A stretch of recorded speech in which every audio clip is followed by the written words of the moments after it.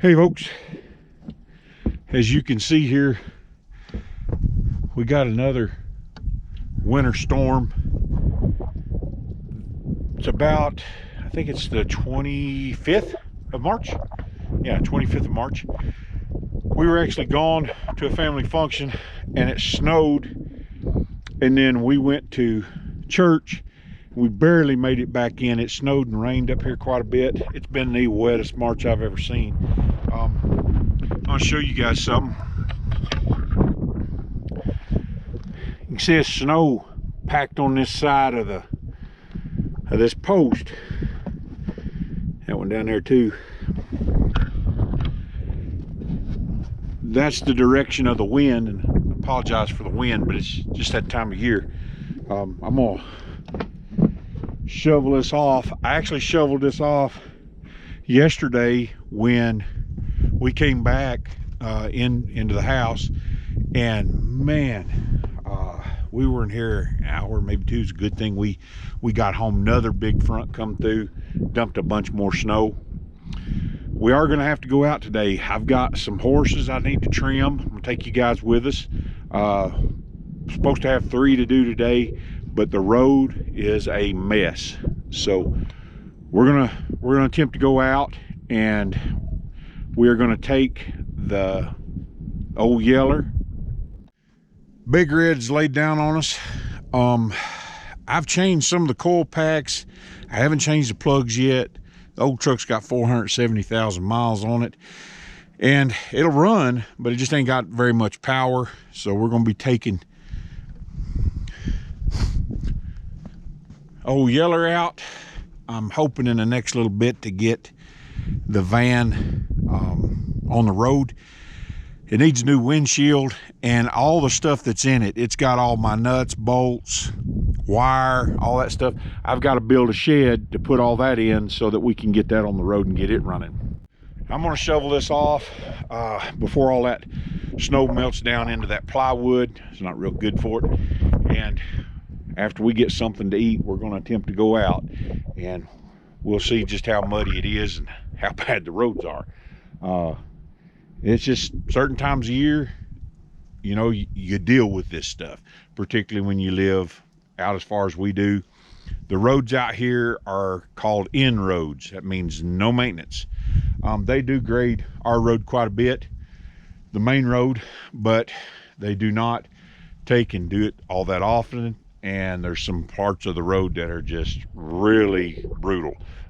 They get really deep with mud, and if you're not, you know, in a 4-wheel drive truck, or you're not going fast, you will get stuck.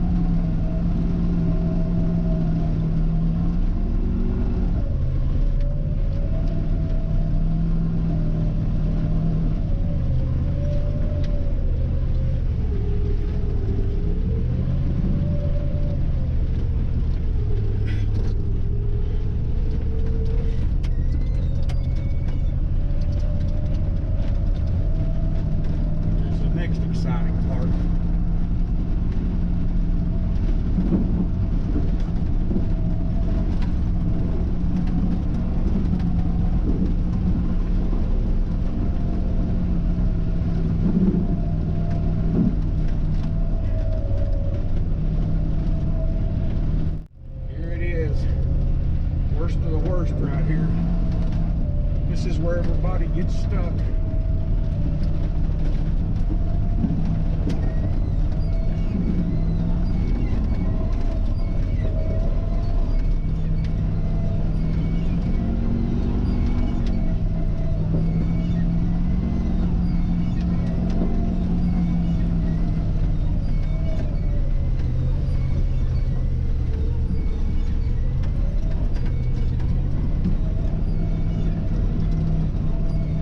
Getting through this, pretty much got it made. Whew. Stop right here on this hillside. Clean this windshield if we can.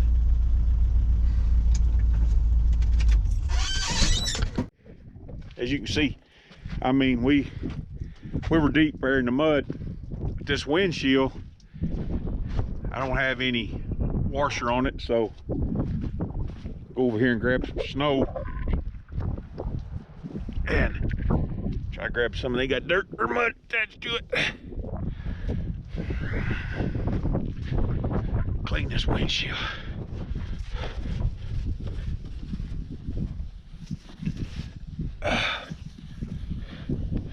Snow works pretty good. As you can see, we got in the mud. That worst part is the one that's the absolute worst. And in the monsoon season, it gets worse than that.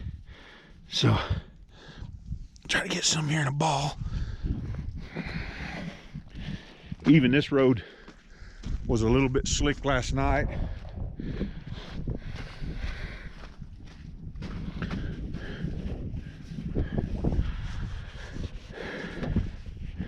Now, if you don't have no water, you don't have no windshield washer, you can always use a little bit of snow. We're out of the worst part. People always say, well, why do you go so fast? And why don't you slow down? And they're always trying to critique you, but they don't live where we do. Well, I've drove through worse with a Ford Escort or whatever. This stuff right here, if you slow down, that's where you'll be. You'll never get took back off. And all you'll do is dig farther down. You won't ever get took back off again. If you got four-wheel drive, yeah, you can kind of go a little slower.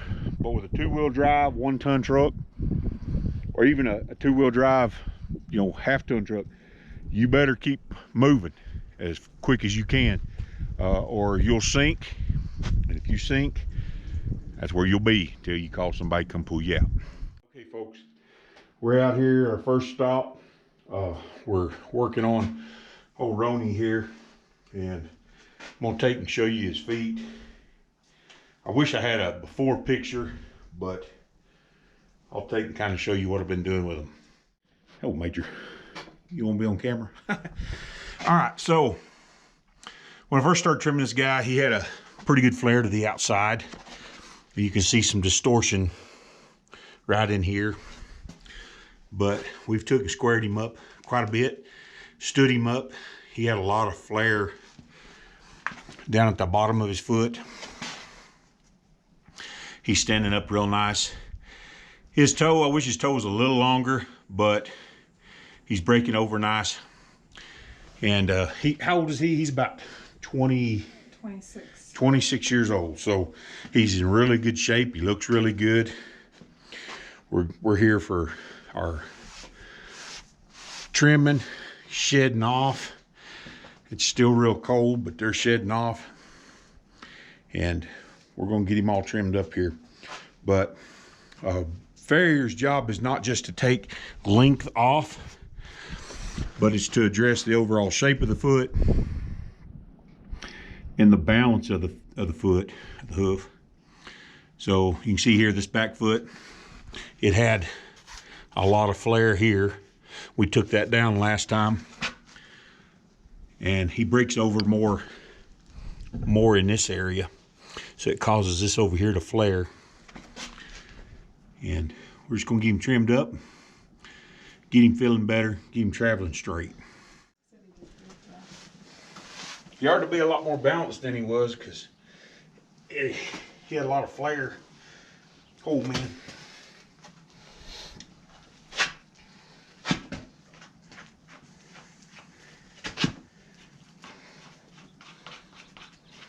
Major. Major. I need to stay out of the way. Should put you in the house.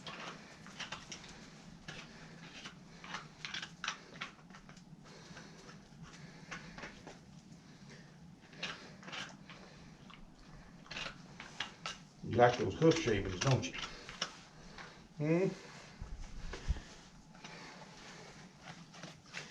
These older horses, you have to give them their time. They get arthritis and pains, aches and pains. So, what? What, Major? Come on, Major.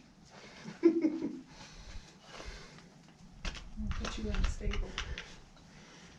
Put you inside.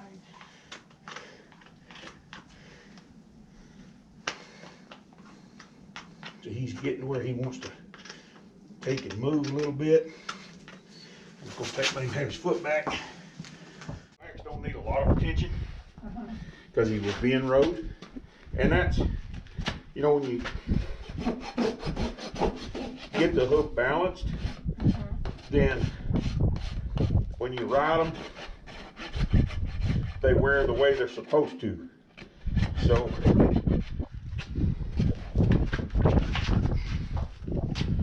he's not being mean there, he's just, his other leg's hurting him. He's an old horse.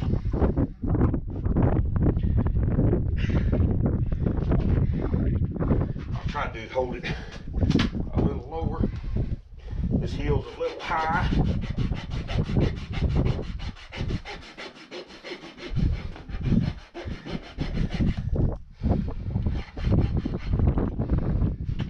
Got a little bit of flare.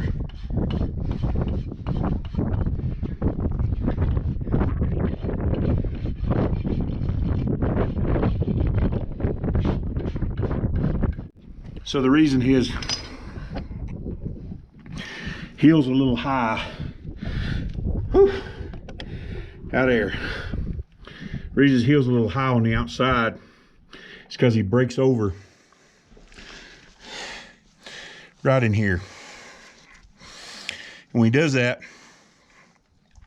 in the apex of the stride, it pushes this foot to be more elongated. And when it does that, the heel tends to grow out. His breakover point's here and here, and that side over here gets worn down. So there's not any place here. This one's gonna hit first over here, which causes more pressure. Apex of the turn pushes more pressure that way. This heel gets long. This one stays more straight up and down. And as a result, he's shorter here than he is here. I don't know if everybody can see that or not on the camera. But in these older horses, you just have to maintain them. The more you maintain them every 6 weeks, then you can keep them breaking over more square. And, you know, in a young horse, some of their bony column, their bony structure is, you know, maybe genetics. They may be not as square. They may be breaking over. You just have to maintain that, or you're going to get a lot of distortion in the feet. I see people who don't trim their horses until they're 6 to 7 months, and they're not exactly a squared up horse, and they tend to break over wrong. And if you don't maintain that from an early age, you're going to have a lot of distortion in your horse's hooves. So these guys, it's all about joints, pains, and aches, and they compensate with how they take their stride and to avoid the pain, avoid the stiffness. And that's what we're here for, is to take and get them as straight as we can and keep them as straight as we can so that they're not in any pain.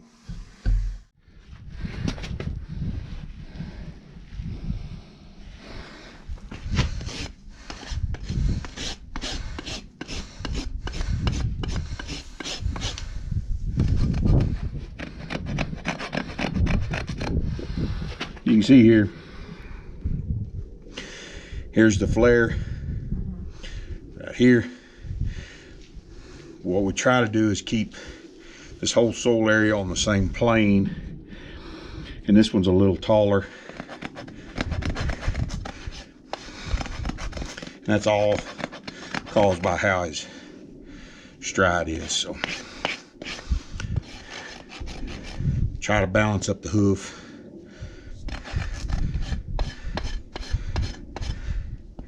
As much as we can every time we address it.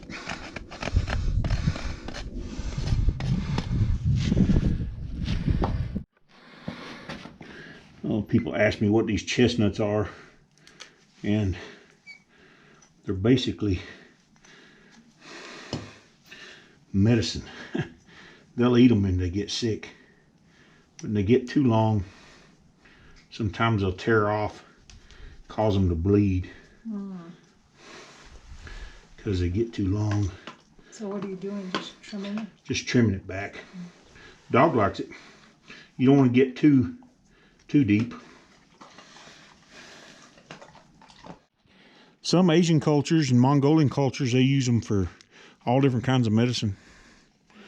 So just want to be careful you don't get too deep. I don't cut too deep on them, but if they start getting long, the horse will take and tear them off, and dog really likes them.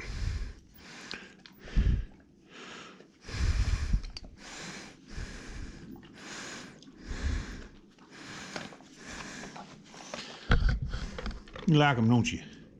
Huh? They're good? Act like you don't have any food to eat. I don't know if you can see it or not with this particular hoof. Sarge, you gotta move away now, man. It's all right. Has a lot of flare out here because he breaks over here. Major, watch out. He breaks over here on this side. So he flares over here. You can see all the distressed hoof here, and that's from just stress on that foot. And before, he was pretty long when I trimmed him, so a lot of this stress was from him just being too long. But we're going to bring that in. We're going to try and bring this out. First thing I do when I look at him is to see which side's higher. So this side's a little bit higher. He's down a little bit in here. So what I want to do is make sure when I'm trimming that I level him out as much as I can. So that's the first thing I look at. And then where they're breaking over at. That tells me what I need to do when I'm trimming the bottom side. So I took and addressed the flare over here. Took a little bit more height off of, or length off of, the outside than I did the inside. He's still a little bit off on that, mostly due to the fact that he breaks over the same way as that one on this inside. And you can see, I don't know if you guys can see that or not. Try to zoom in. There we go. You can see the stress cracks right here from where he's breaking over. The internal pressure of a hoof as it breaks over in the apex of the stride causes a lot of stress if it's not evenly distributed. So when you see stress cracks, you're looking at an area that's absorbing more energy in the apex of the stride than other parts of the hoof. That's basically what that is. But he looks a whole lot more squared up now than he did. He's still got a lot of flare here that we're addressing, trying to pull that inside out and just bouncing him out. So he's looking really good. Compared to the first time I trimmed him, like I say, he was pretty long. Clean this foot up. I don't think he'll need a lot on this back foot because he's been rode. Yep, we got him all trimmed up. He's good for another 6 weeks. He really uses this foot more. I didn't have to take much off of it. The right hind, I had to take more off of it because it was not used as much. So I think he's got a little bit of arthritis in that hock too. It's a little bit puffy. So I think he doesn't bear as much weight on it as he's breaking over. We're getting another little bit of ice, frozen precipitation falling from the sky. Welcome to northern Arizona.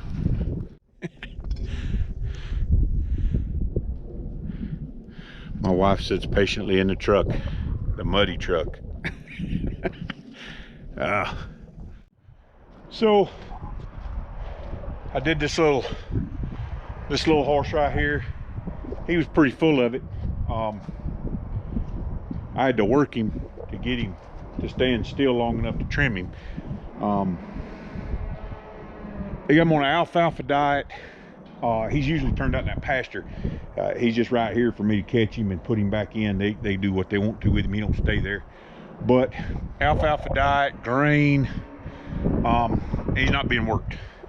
So he is just full of himself. And that makes my job harder because I had to take him out here in this field, but they got plowed up. They're gonna make a garden there. And I worked it down, working him, lunging him. And finally he stood still, but I took him out there about 4 or 5 times. So another storm front blowing in. We're about 80 miles long, I reckon. Wind's blowing. We're gonna get paid and get out of here and get back to the house, and hopefully it dried up a little bit and didn't rain anymore, but there was a few storms blowing that way, so we'll see.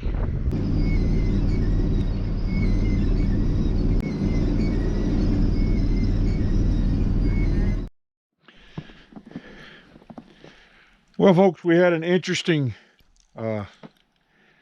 day yesterday. Had an interesting night getting home. The old truck got in the mud even worse. I ended up hitting a bank.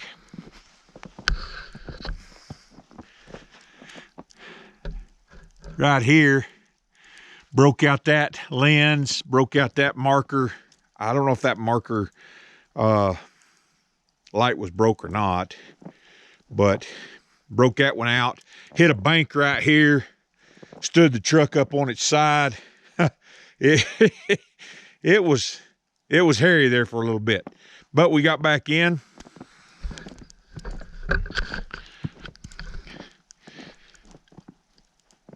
We are not going anywhere today. It's snowing. We got about 3 inches probably, and more coming down, and it's a lot of it. I mean, the radar says it's probably not no end in sight till later, and then it's going to turn to rain, and it's going to be even worse. The roads are going to be even worse tomorrow. I've got a buddy lives up here, a neighbor. He's got a big 6x6. He's going to take him. He's going to pull us out because we've got to haul material to a job site. They are getting snow again today up there at the job site, but I need to get the material there so that when it does clear up, we can take and get that job lined out. So with that being said, I'm going to end this video right there. I've got to build a headache rack on this truck, but I'm hoping that it'll quit snowing for a little bit so that I can do that. I don't like being out in this, and it makes it hard to do anything. So do what we can do. Until next time, remember, if you don't know which way to go in this old world, commit your ways unto the Lord. Trust also in Him, and He'll bring it to pass. We'll see you later.